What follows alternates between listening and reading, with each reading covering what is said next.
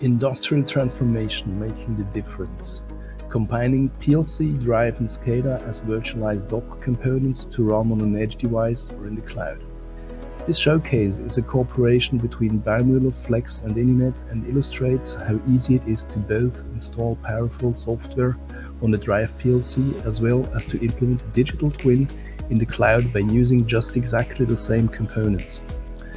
This starts with all major software components being brought in from the Flecs App Store, where they are available as Docker objects which can be installed via a simple browser-based user interface. PLC and drive data are made available to the Flecs service mesh, from where they are published to an MQTT broker.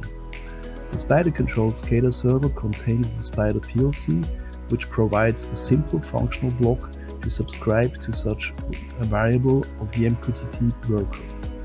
This programming can also be done inside the browser, no additional programming tools are necessary.